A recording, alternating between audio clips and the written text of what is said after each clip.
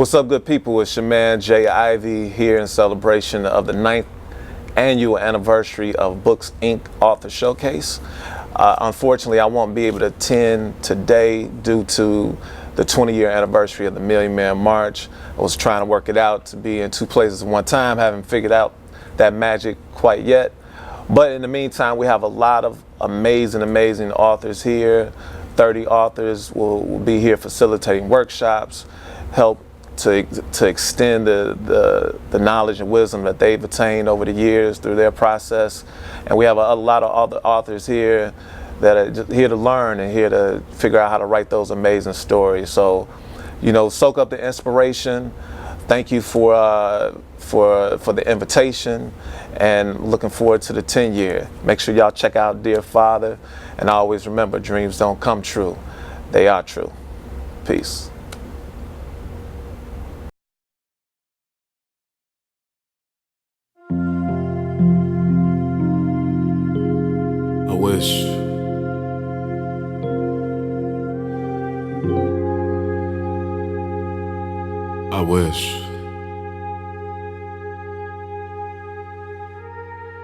I wish you could have seen me do my thing. I wish you could have been there the first time I sang.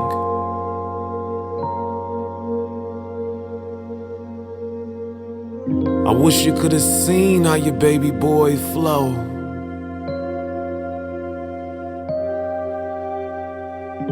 I wish you could have seen me rock just one show. One show. Dear Dad, these words are being written and spoken because my heart and soul feel broken. I laugh to keep from crying, but I still haven't healed after all of the years of my goofiness and joking. You got me open, hoping this ill feeling will pass, won't last. I wear a mask, my peace won't ask for the truth. Truthfully speaking, the truth hurts, but I'm beyond hurting. I'm in pain. Why does it hurt so much? I find myself fighting with myself every day to remain sane. My peeps think I changed, maybe tripping off my fame, but I'm still the same old James. I know it's a shame I don't come around as much, but I don't want them to see me acting strange. I don't want them to feel one drop my rain, but I can't seem to get these feelings to stop. I can't get these thoughts on my brain. And when I really need to reach out for your dad and touch your hand, I can't believe you're out of range. I'm starving for your love and I'm begging, please ease the crave. When I was little, I thought you left because I wouldn't behave. Later on in life, I found out that it was a cane as well as other things. And with all the scars, it was hard, but I learned to forgive and forgave. I forgave and missed my basketball games and the touchdowns I scored the football games. I forgave and come home high and drunk wrestling with my mother going insane. I forgave and missing all of my track meets and not being able to greet all the pretty girls that I wanted you to meet. I forgave and missing my birthdays and graduations and not being there when I needed advice for certain situations. I forgave despite the fights, the tears, for all the years lost, wondering if I was loved. Sometimes all I needed was a call and a hug. I mean, I understand that people break up and don't make up and some relationships don't last forever, but why weren't we together? Mine could have found a new man, but where was I gonna find a new dad? Looking back, I wish I would've begged, maybe pleaded my case, cause I felt like I didn't matter, like I was deleting and erased. I would cry, still cry so much I get headaches. I try to get you off my mind, but I can't get you off my face. I see you every time I see me, and I can't do nothing but ask God to bless me, expand my territory, place his hands on me, and keep evil far away from me. I ask him to protect me like I wanted you to protect me from the bullies and the police. Now to protect my soul, I write poetry and release. And some say I'm a beast, but I'm just trying to find peace so I can pick up the piece of me that's falling apart. I shopped all over love and I ended up with a lot of good items in my cart that help me pull out the dart and help me get out the dark. One being my art, but along the way, all of my decisions weren't so smart because my love was amputated. My life became complicated, and my family, but that I don't know if you knew or not, but my sweet family became dysfunctional. I remember hiding under the dining room table when you and mom fight. I remember dishes, pots, and pans being put in flight. I remember the hole that you punched in the wall. I remember when mom calls and working told not to let you in, and you broke in, told mama get y'all. I remember the alcohol and smoke and going to the bathroom maybe 5 minutes so I wouldn't choke. I remember you called me out the blue and told me I had a brother that died that I never knew. I remember you snatched my train was off my little orange bike and making me ride when I was only 2. I remember you pushed mom, she broke her ankle. I remember sitting there thinking, how could you do the such a beautiful angel. I remember mom waking us up in the middle of the night saying, shh, Jimmy, be quiet. Put some clothes in the jewels bag. We going to grandma's and your father come up to your school. Don't tell him where we be. I remember spending Christmas at grandma's playing with my Stretch Armstrong thinking, man, this ain't my house. I wonder how Santa Claus found me. I remember your stinky feet. I remember all that pepper that you were putting those ghetto meals that you would fix for us to eat. I remember listening to you on the radio, WVON, before I would go to school. I remember those cars and planes that you're making all the kids on the block out that my dad was so cool. I remember when you ran down the car and I was thinking, damn, that's fast. I remember how you would curl your mustache. I remember the past. I remember the good and the bad. I remember thinking, is this love false? I remember us moving to the birds, my boys to place my love that was lost. And they would make me laugh and giggle. And my boy even taught me how to dribble so I could make the team, and I did. I thought that I would die without you, but Rome, Drake, Ike, Egg, and Todd made sure that I lived and was never sad. They even gave me their dads. Mr. Kemp, Mr. Whitaker, Mr. Cross, and Mr. Price became my dads, my cool daddies. But the little boy in me still wants his daddy badly. I feel like a scared little boy, afraid to become a man, but I think I'm ready. I think it's time. I think it's time to shine and get mine. I think it's time to shine and get mine so I can ease my mind, let my soul climb. I think it's time to stand as a man on my own too, just like you used to do before those demons started haunting you. Cause all I want to do is make you and my proud. And I wonder if y'all, I wonder if you know, I wonder if you know that God gave me a gift. I wonder if you know about the spirits that I lift. I wonder if you know that I touch people with my words. I wonder if you know I inspire actions with my verbs. I wonder if you know that your baby boy did a show that aired for me to see on HBO, and that hard New York crowd that didn't even know actually gave me a standing no. I know you're proud, I know you are, cause I'm be the best just like you want to be. Watch and see, and just in case you can't, I'ma scream it so loud that I'll shake the clouds and move them out the way of my sunshine. Cause that's what you are, Dad. James Ivy Richardson Sr., do you hear me? You are my sunshine. That's why I forgave you, cause my love for you is still the same. It may go on through a transformation, but it never really changed. So I swear on my mama and on my name, I'ma stop this rain, conquer this pain, make sure that you did not die in vain. And when I get to heaven, when I get to heaven, I'ma jump in your arms. We gon' kick back like when I was little and watch the Bears game. And watch the Bears game. I wish you could've seen me do my thing. I wish you could've been there the first time I sang. I wish you could've seen how your baby boy flow. I wish you could've seen me rock just one show. I wish you could've seen me do my thing. I wish you could've been there the first time I sang. I wish that you didn't have to go. I wish you could've seen me rock just one show.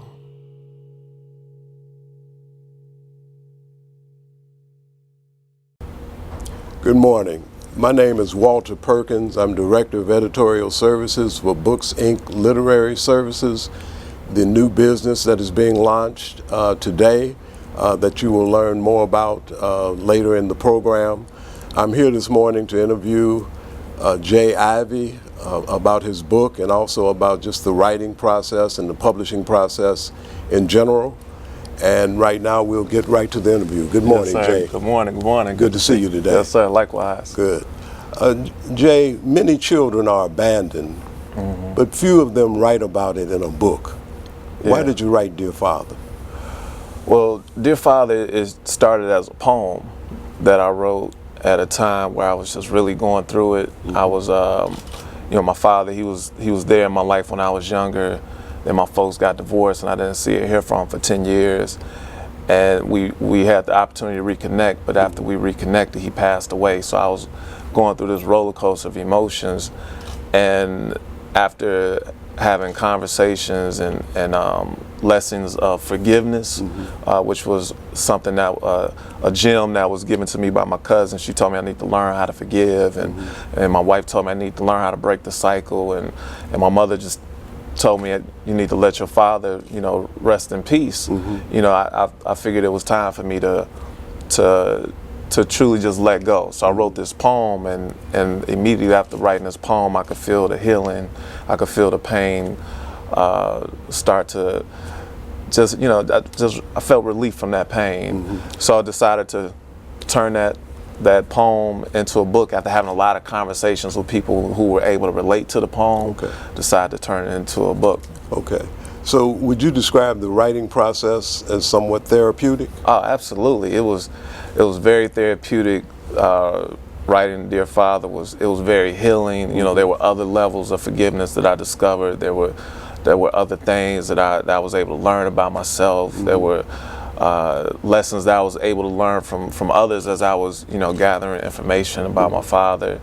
So it was completely therapeutic, and it was an experience that I would forever appreciate.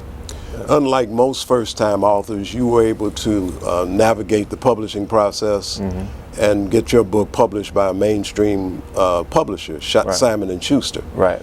Would you consider, based on your experience, is the publishing process author-friendly? Yeah, actually, well, I self-published a book before Dear Father called Here I Am, Then and Now, and after going through that process, I did have some experience. So even before then, me and my mother and my brother, we put together a poetry book called Poetically Black some years ago.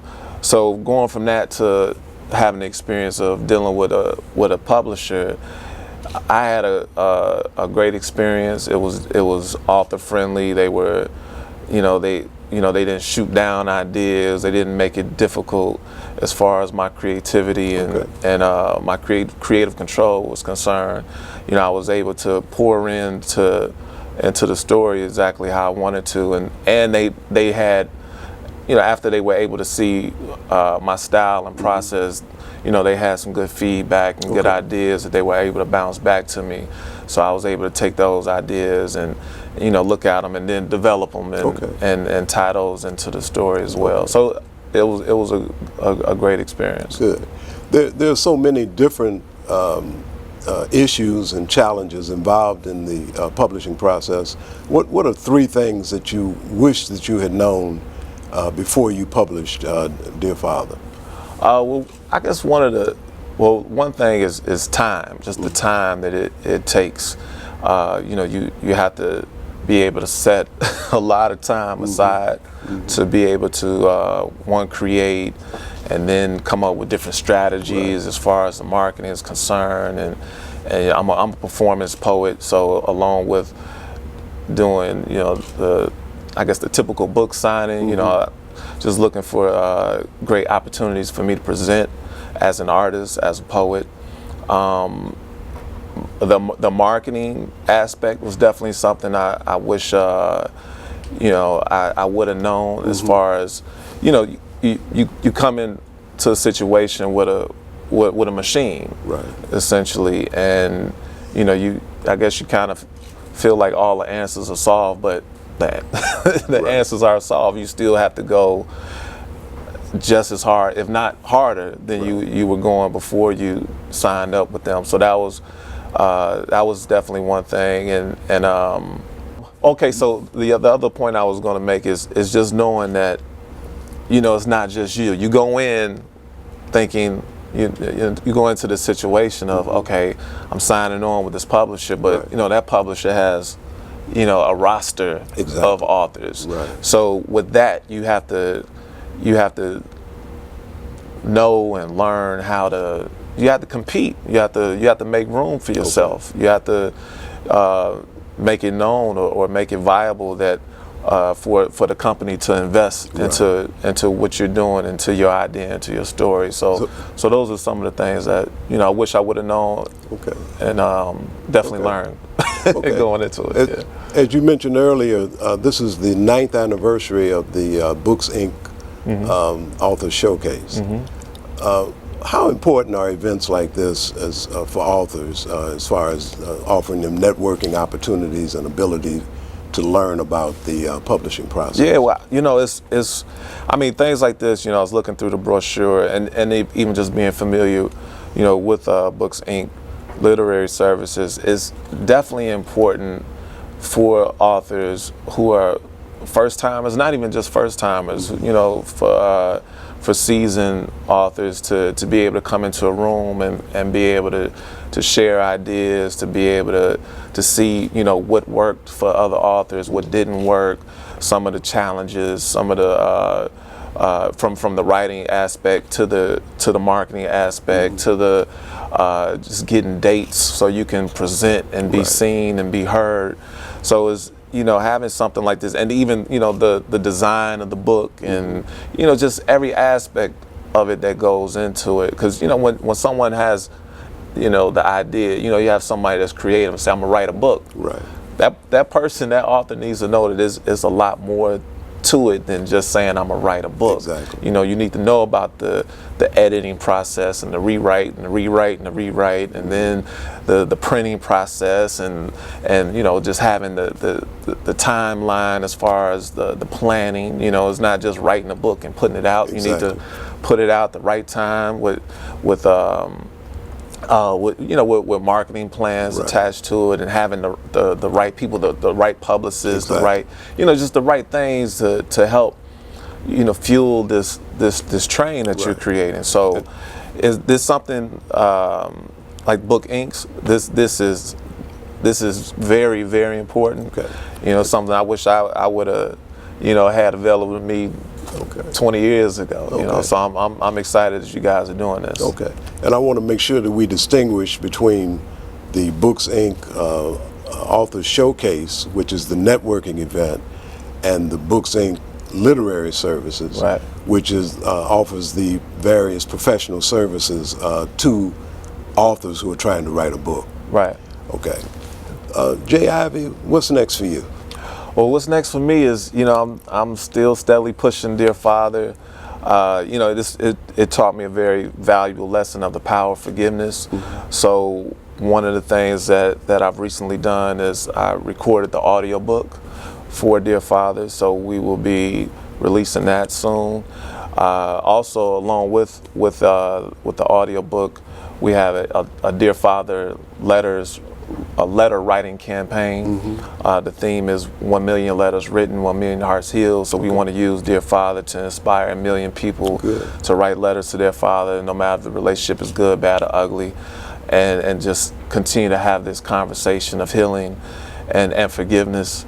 And we also recently we teamed up with a group of award-winning educators in Virginia who have developed a curriculum to coincide with Dear Father. So right now the curriculum has been introduced to the school, the Lorton County district in Virginia, as well as some schools in the UK, as well as some schools here on the west side of Chicago with the west side chapter of the NAACP. So along with that, we're now starting to roll out the curriculum and make it available for schools far and wide. So that's right now, that's the next. And I'll always, you know, create new music, new books, you know, acting.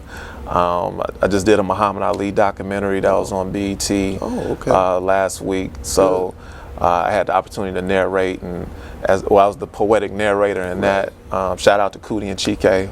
Cootie's from here in Chicago as well. So, you know, doing more things like that. Good. You know? Yeah. Jay Ivey, I'd like to thank you. Yes, sir. Thank you. Then Books Inc. Literary Services, you'll hear more about that later today. Yes, sir.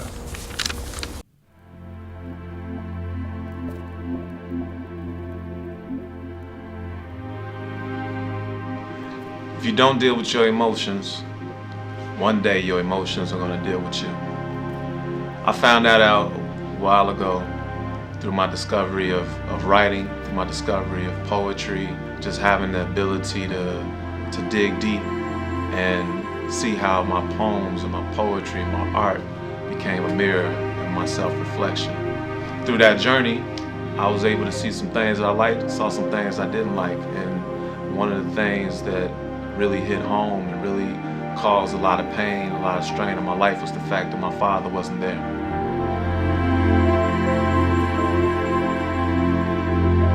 After many years of dealing with this pain, carrying this weight, I decided to write a letter to my father. I decided to write him a poem called Father.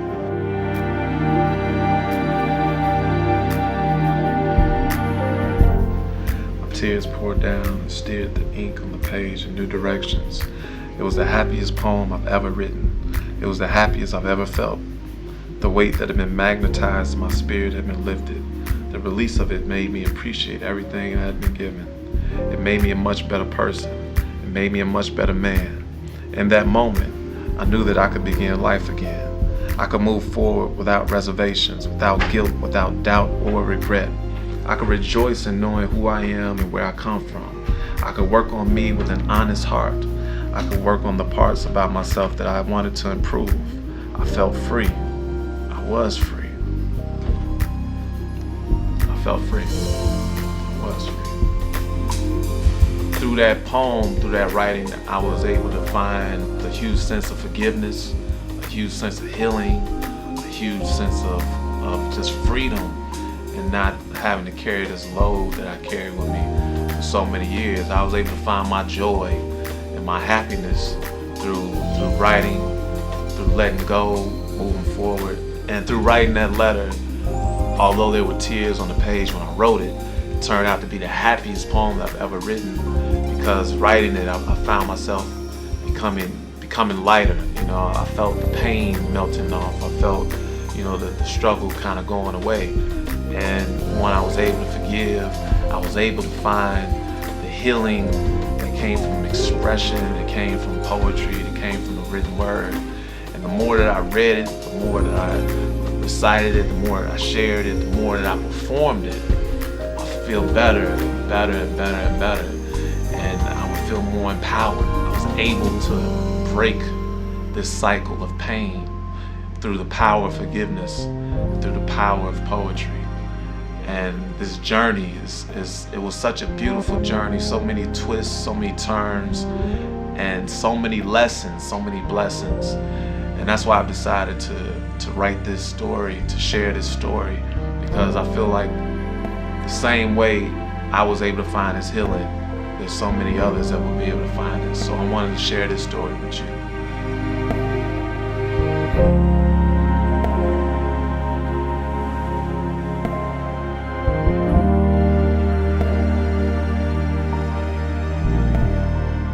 It's time that we break the cycle of pain. There's something I know we can do. There's something I know we will do. And it's time that we